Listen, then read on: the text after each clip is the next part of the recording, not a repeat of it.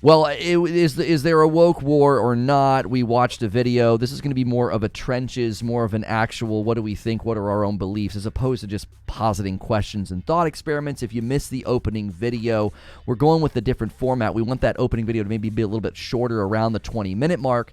We watched a video of Piers Morgan debating whether or not there's a woke war, the absurdity of how we're moving classifications that then fold in on other efforts like, more representation of women in award ceremonies or even the C-suite of businesses. And as Christian men, we're obviously in the crosshairs a lot these days as being a whole bunch of terrible things, even if we don't believe those things, we're labeled those things. What did you think of that debate? Like, because we're watching this woke war take place, but then there's always people saying there is no woke war. I mean, there's evidence of the war right there in that discussion. Exactly. And as a Christian, how do you enter this landscape and discussion, speak the truth in love, be as wise as a serpent and as gentle as a dove? Like, how do you do that when the lines are so ever moving and it's super caustic if you don't move with the lines as soon as they move? It's also, we talk destroying the divide, right? The divide is wide in the sense that someone who would fall into the category of being in line with like woke ideology, I think folks that come from previous generations, or at least, around our age or older, don't understand any of this stuff. And I will admit that I don't understand a lot of it. I mean, I do. I see where it all comes from. But as far as why society is fracturing over these lines of 2 + 2 = 5, it's just insane. So engaging with it as a person of faith or just a person in general, when you don't understand it, the phrase that keeps popping up in my mind is, let your conversation always be full of grace and seasoned with salt.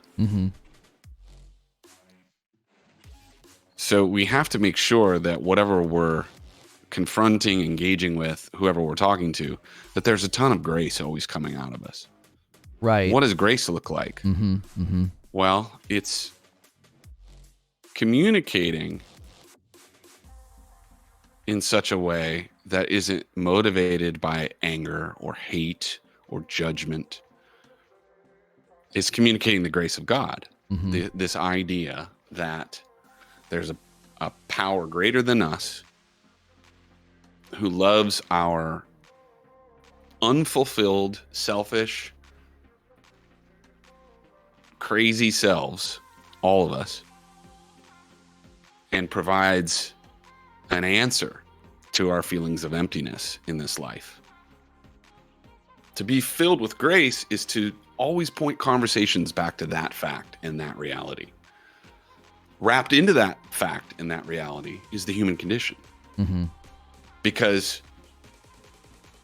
if we are inherently good, if we are, as a species and as a race, capable of becoming perfect and self-actualized and all that stuff, and if we feel good and happy all the time, then we don't need God, do we? Or at least we think we don't.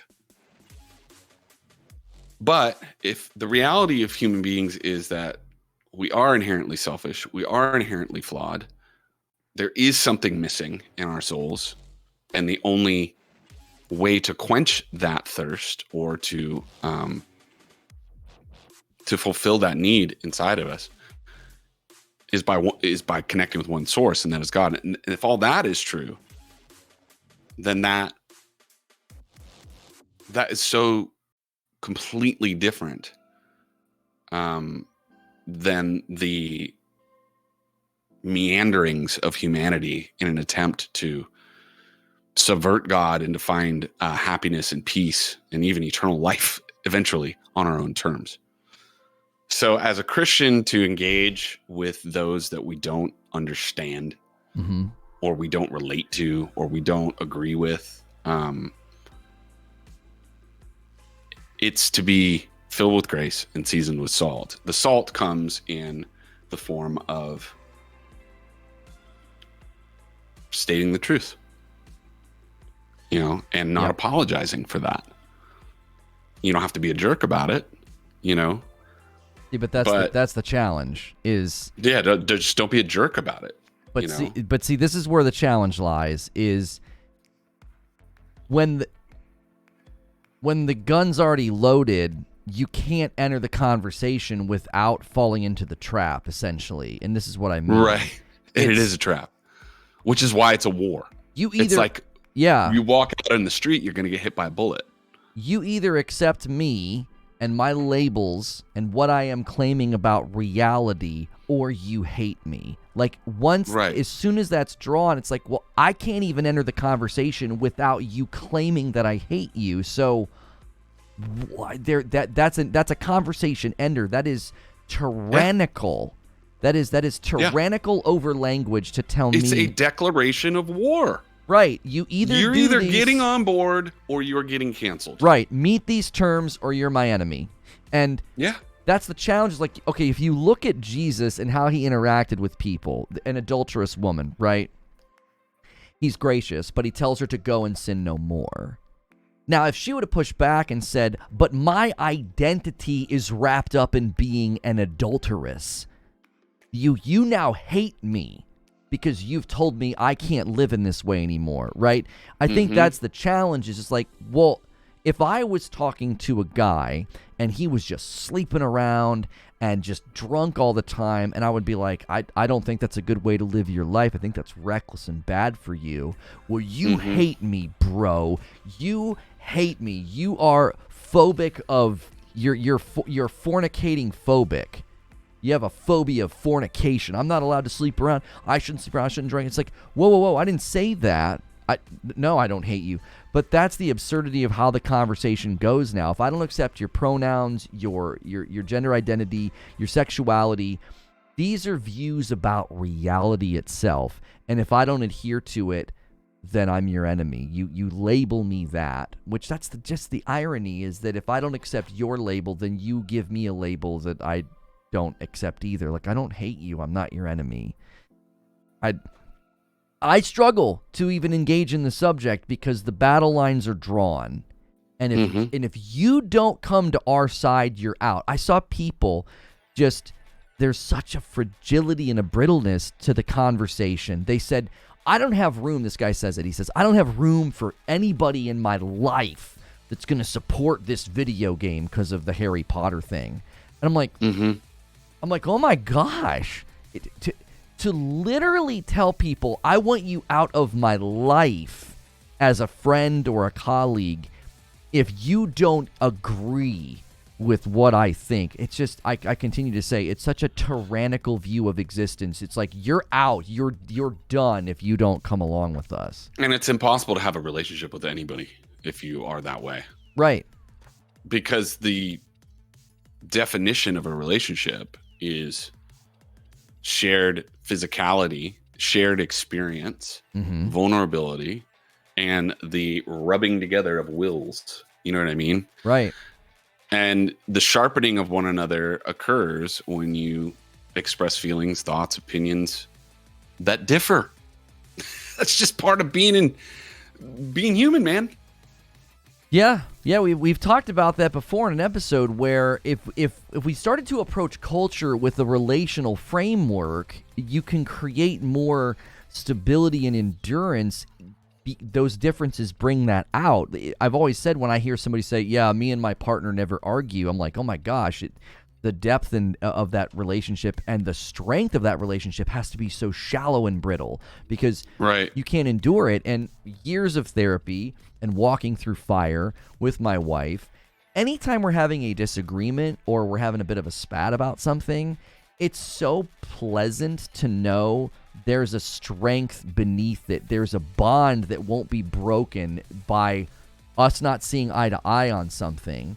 And for relationships to be so fragile that if we don't see eye to eye or we have an argument, like we may break up. That's how culture feels right now. It's like a tinderbox of, well, if I don't agree with all these people in my circle, I'm going to get tossed out. Like, I can't imagine being beholden to groups like this now. Like, I'm sort of out from that world in the content creator space, and I'm thrilled. I've never been more thrilled to be thrown out. Like, because it's right. I don't have to do that. I don't have to live in fear that, if I say this, I'm going to lose all of my professional connections. I'm going to lose all of my supposed friends. And I told people, I was honest. I said, you know what? It's like, if I wouldn't have gone through what I went through, I wouldn't have played or covered the game. It wouldn't have been worth the professional and personal risk. And that to me just shows you the potency and the power of this. It is a woke war. Whether or not you want to call it a woke war or a culture war, you can't tell me it's not there when people are literally making decisions and having their lives dictated by, as you like to say, by fear. Merriam-Webster. Woke is now defined in this dictionary as aware of and actively attentive to important facts and issues, especially issues of racial and social justice, and identified as U.S. slang. It originated in African American English and gained more widespread use beginning in 2014 as a part of the Black Lives Matter movement. By the end of that same decade, it was also being applied by some as a general pejorative for anyone who is or appears to be politically left-leaning.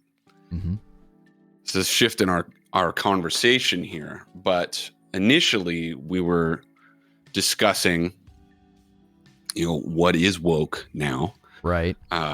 Because to me, the term itself has evolved. I don't hear it said as often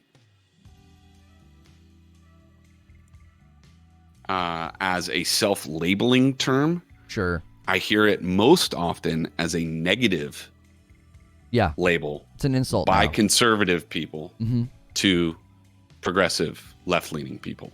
Yeah. So, I mean, there's the people. Concept. Go ahead. Itself. Well, I was just going to say the concept itself. When I think about it, because I'm trying to think. Okay, at what point did this become on the forefront of society? Obviously, the Black Lives Matter thing. I think of Colin Kaepernick. That was a big moment for woke or woke-ism. And then I think of the incident that happened with George Floyd. That was a big moment as well for being woke. As this term was used in certain creative circles, it was always, referring to, at least when I came across it, just being aware of the hidden realities of what's really going on. And I think when Pierce first brought it up, he's like, I can get on board with that. But then it became this totally different thing. And what became intertwined with it were all of the elements of the extreme left movement that's happening across the globe. And so for the purposes of our discussion, when you think of the word woke, do you think of it more in terms of its original intent or how it's sort of evolved? I to definitely become more of like a negative term. Yeah, I definitely think of it more of how it's evolved. It's more of a mob mentality now. Yeah. This is how I picture it in my mind. It's like if you've ever seen there were these nature specials where these ants would sort of come through these villages and they would just sort of move through and clean everything up, and it's phenomenal, right? And they all follow each other. It's like insect level mechanistic, like just watching it. It looks like something fake and simulated. And that's what woke culture feels like now. It is blown by the winds of time. Whatever is happening, whatever's the most relevant, whatever is considered the most progressive movement, that is what drives them. And they are quite ravenous and violent. Like, not physical violence all the time, sometimes maybe, but just anytime someone breaks from whatever the norm is, whatever's considered good, it becomes a battle line immediately. A video game becomes a toxic, violent, lose your job battle line because it's all that matters to them in that moment. Is we have to be on the front of the wave. We have to be pushing forward like a shark that can never stop moving. Just always moving forward to the next thing. That's why I joked and said, every comedian that writes or tells a joke, that joke has a chronological snobbery expiration date on it. Because in 3 to 5 years, we're going to say, oh, no, joking about that is not cool now. Don't let this guy host the Oscars, or don't let this person have this business opportunity. And we've gone from convictions that drive us to live in a certain way to convictions that want others to live in a certain way. And I think many people would push back and say, yeah, but traditionally conservatives and Christians wouldn't allow gays to marry and would limit the rights of other people. I think there's a significant difference between somebody saying, I don't want gay marriage to be legalized. I don't think that's the same as, hey, you don't think what we think, we're coming for your job. We want to harm your ability to just live. Like, obviously somebody would say, yes, but our inability to marry really harms our ability to flourish and live and pursue happiness. Sure, I think you can make a pretty strong argument, but I don't think they're even close to being equal in pain. Losing your job, being publicly and viciously attacked. Now, both sides do it. I'm sure somebody could say, well, there's people who attack homosexual and transgendered persons online all of the time, right? But that's not about acquiescence to a worldview. That's typically a toxic, hateful person, right? And if you use that as your example, you have to understand the equivalency you're creating. Yeah, if some guy who believes, that the KKK is legit and he's getting on the internet and spewing racial awfulness, like racist awfulness, then the woke mob, they're the same thing. They're just wearing a different team uniform. Like, they're still doing the same thing. They're attacking somebody for being different, for thinking differently, and wanting to enact pain on them. And that's the real, I think, zoom out analysis that people need to question. Are your convictions driving you to be loving and accepting and tolerant? Or is it driving you to be violent, awful, and destructive? And sadly, I think that's why we can call it a woke war, because it's taken on an absolutely abhorrent shape in the public space now, and you almost can't stop it. The only way to stop it, honestly, is to try to push back and unplug the internet. Well, or don't acquiesce. Like, these companies should just be like, no. Like, no. Well, yeah. And we've talked about this before. The antidote. The antidote. I just turned Canadian. The antidote to cancel culture is not apologizing. Yep. Which is ironic. So let me just go on record as saying, this show, whatever we choose to talk about, I'm open to being wrong. You know what I mean? Right. About stuff. You know what I mean? But I'm not going to apologize. And unless I did something wrong, you know what I'm saying? Specifically, but just for us, fearlessly expressing our views, I think is a divine mandate at this stage of history, because in doing so, you are resisting. You're engaging in the war, and you're also resisting the source of the war. You know what I mean? And I stand by the fact here that the only real unforgivable sin in all of this is pushing your view on someone else and forcing them to agree. For decades, centuries, Christians have had fingers pointed saying, well, we don't like Christianity because, from the outside, because you guys are always pointing the finger at us and you're always trying to make us live a certain way. And you're always trying to tell us what's right and what's wrong.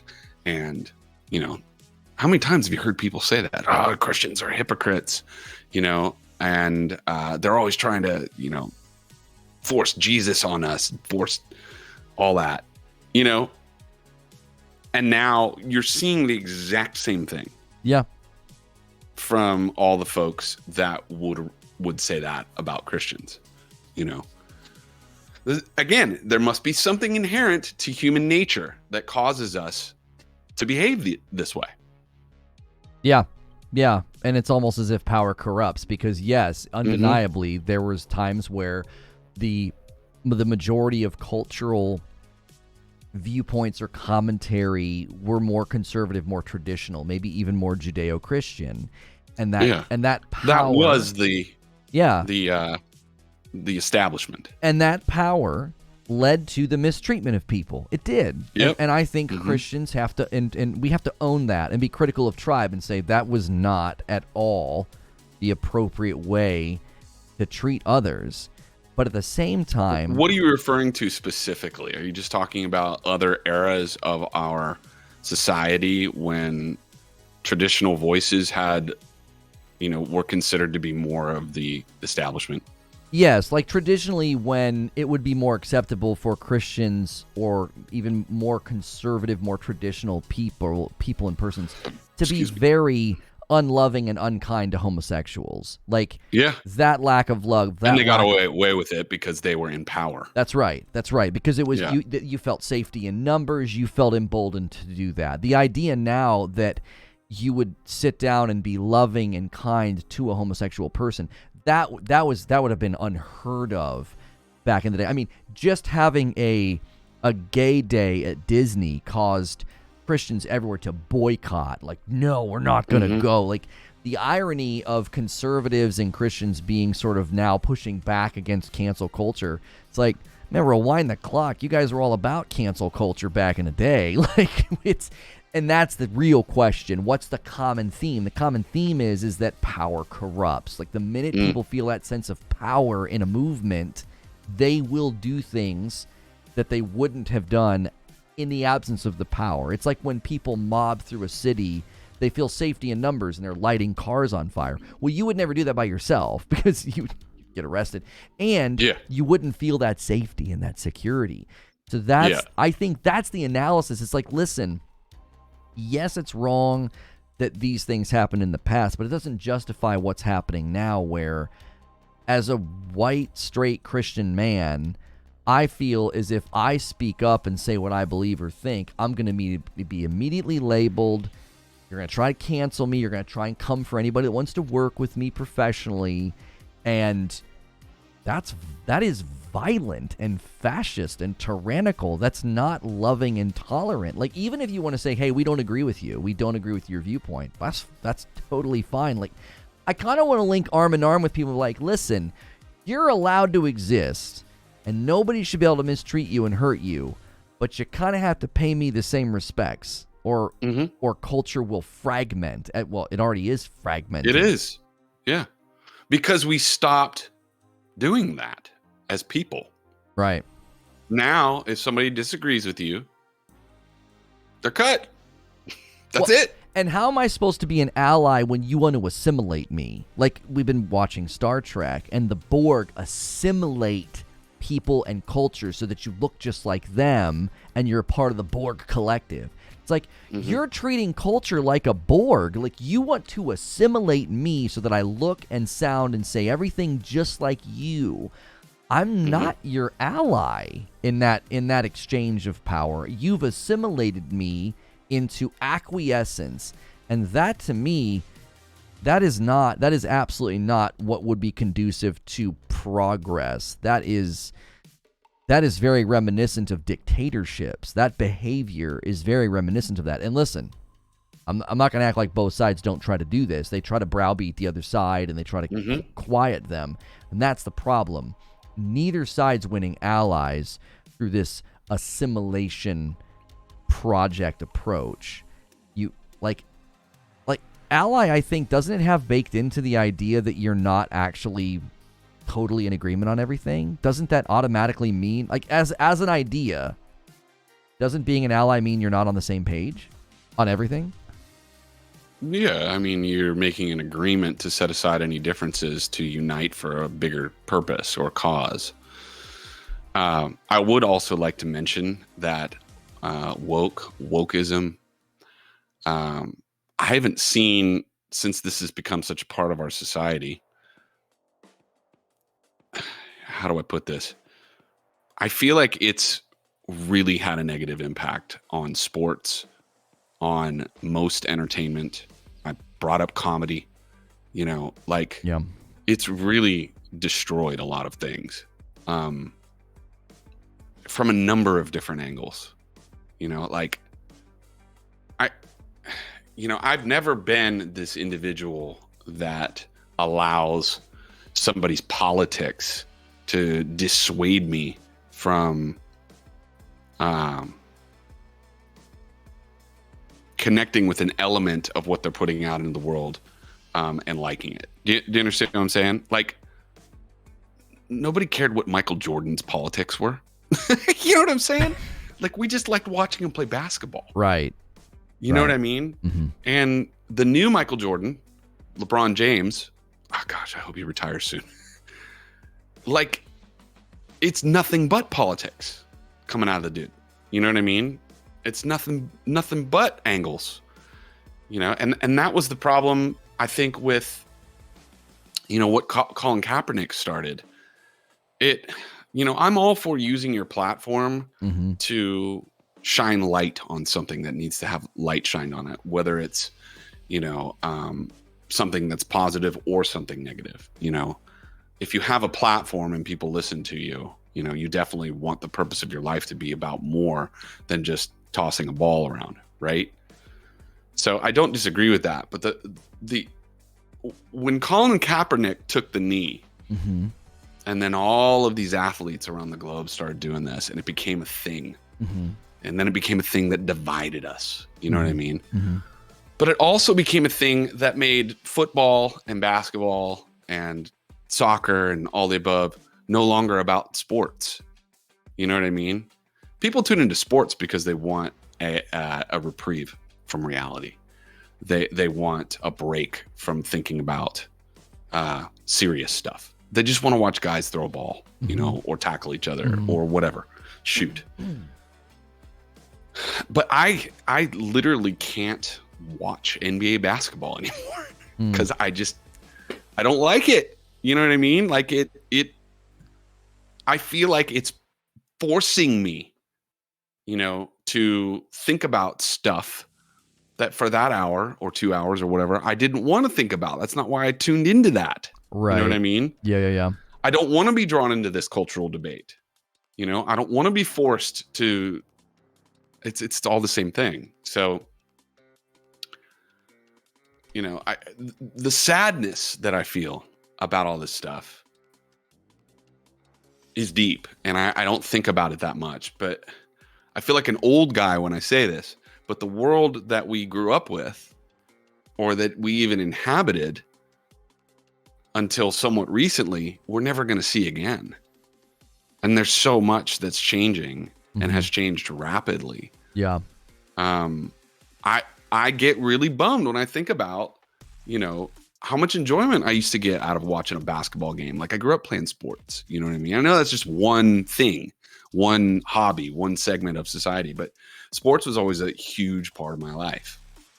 Playing sports and watching sports. And now I feel like so many of these things that I enjoyed, I can't enjoy anymore because I'm going to be, pushed into political debates and stuff. You know what I'm saying? Yeah, I don't watch. And that's just one thing. I'm just trying to say that, like, as much as the spirit or the idea behind this term woke maybe came from or did come from a good place, you know what I mean? Its effects on segments of society have not been positive. There have been some good things, but I would argue that there's been more negative. Maybe I'm just speaking from my own perspective too much. You know what I mean? But I know I'm not alone in feeling that way. Yeah, it's hard. It's hard because when Colin Kaepernick did what he did, there's a part of me that wants to defend his ability to do that. But then there's the other part of me that says, well, what if everybody did this? What if everybody used their status in sports or the national anthem as their opportunity to draw a light to a social issue that's really important to them?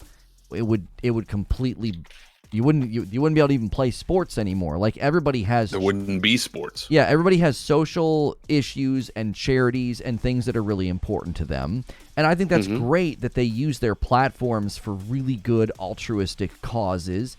They get a tax break, and then they get to do all this great stuff. So it's like, I kind of want to defend him and be like, listen, it was really important to him and really passionate, and it meant a lot, and he just really felt...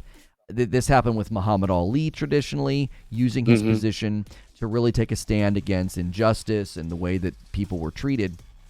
But then I'm also like, well, wait, there's got to be a limitation on this, because you're literally becoming so self-referential that if everybody else did this, it would disrupt the entire process. But then there's the other side, which is what happened, right? Basically, right, which is what happened.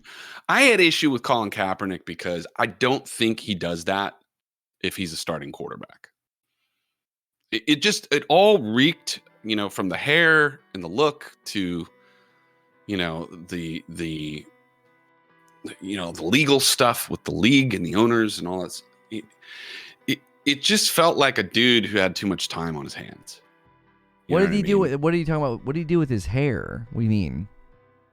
We didn't always have that huge afro. Oh, I thought the afro was dope, though. Like, did he do that as a statement? I didn't know. I'm not saying it wasn't dope. I'm just saying it was part of the woke persona. You know what I'm saying? It was part of the thing he was doing. And a lot of it was so attention seeking and so connected to him no longer being a starting quarterback to me that it just felt fishy.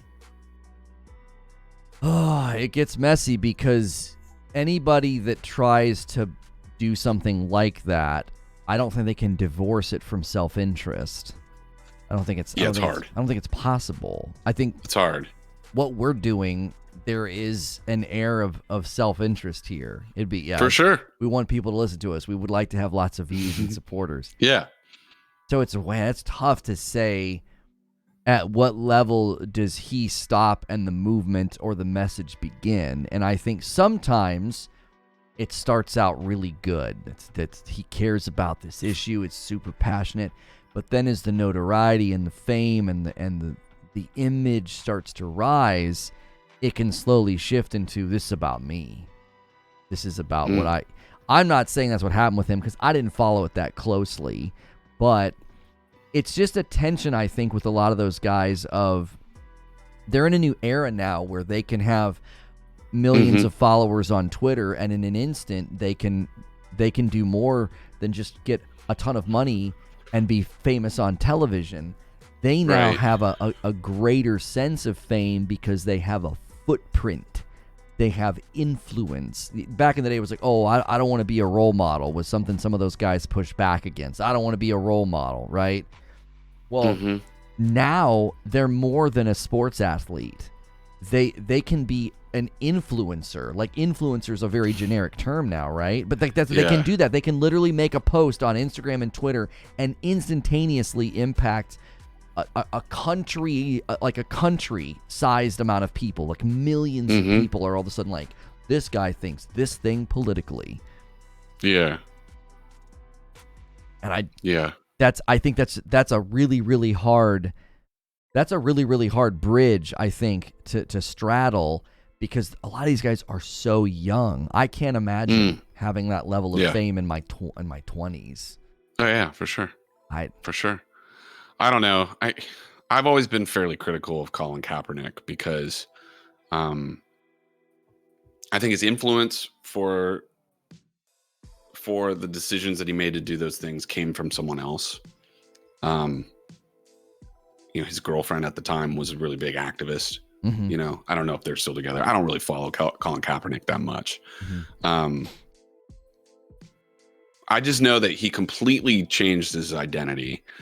And it was around the time, I believe, when he started this relationship, which also coincided with him no longer being a starting quarterback.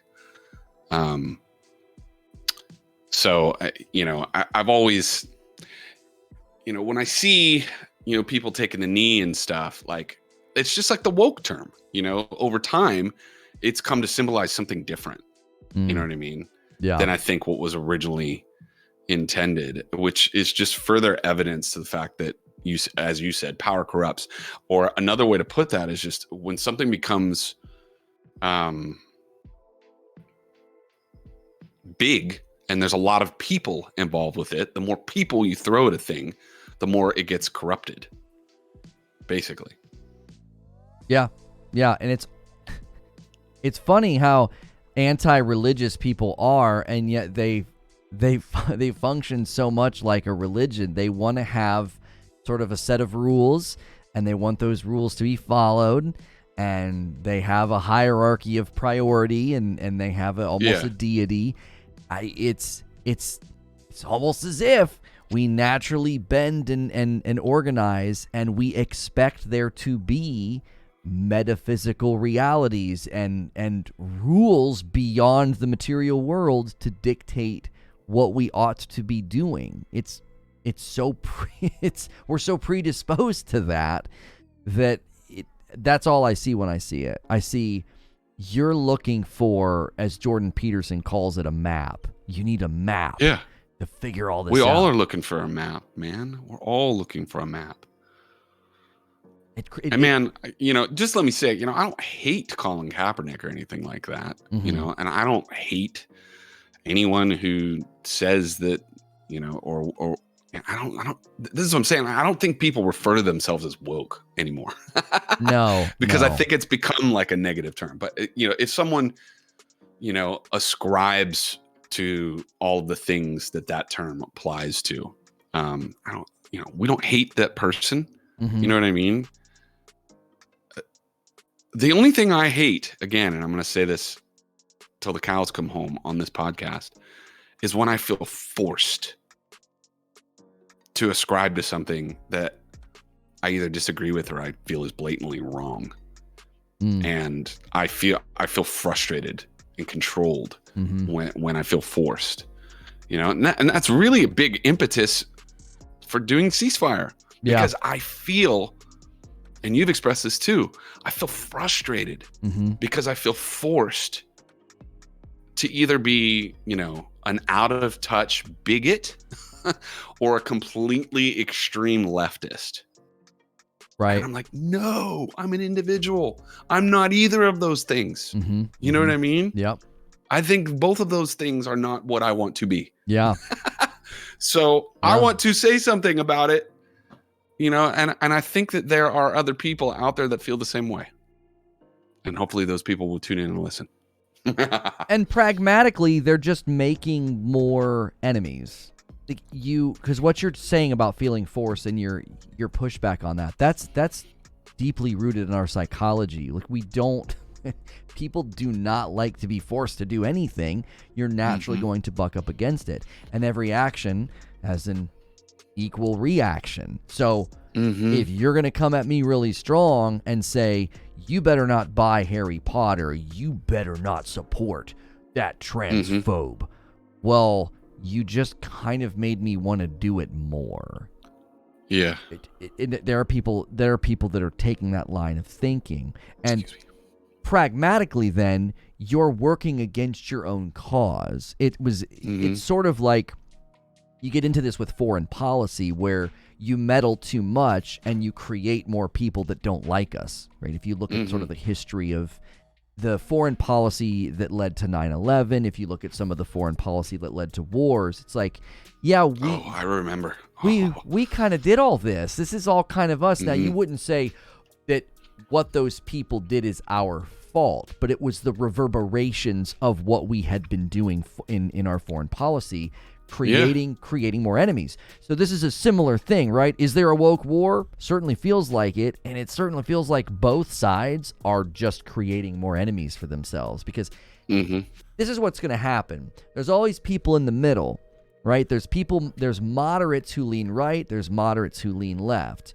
Well, the magnetism of the right and the left is going to get stronger the more one side says, you either come over here and you do everything we say, or you are a transphobic, bigot, hateful, awful person. And then the other side is like, you either come over to our side or you are a progressive, woke, liberal, like you're trying to poison our children. And the magnetism of both sides, I think, gets stronger the more both sides yell, because you're like, well, whoa, which side is a little bit more scary? I think I'm going to lean over here. And so you're just pushing people further away from ever even considering your position. It's absolutely compounding the polarity of culture. Because even the people in the middle are eventually going to say, well, I'm going to go over here. Strength in numbers. I'm going to go over here. I'm going to vote for these guys. Yeah. Right. I think that's a good point to end the segment on, to be honest. Yeah. There's a woke war and no one's winning. Yeah. So what are we going to do about it? Full of grace. Seasons with salt. Yeah. We're hoping that this new content model maybe is more appealing, that you're getting more of what we think for free, and then maybe you'll choose to support. Head over to ceasefirepodcast.com. That's our Patreon. Eventually, we would love to be monetized on YouTube to simplify that process for you. But for now, that's how you can support us directly. Going to strip things down to just one tier over there for the debrief, which we're going to go do now. We're going to talk about how this episode felt, how that opening segment felt. Let us know in the comments below what you thought of this format. It's a slight shift that gives you more content and more value. So thanks for watching. We'll see you in the next video.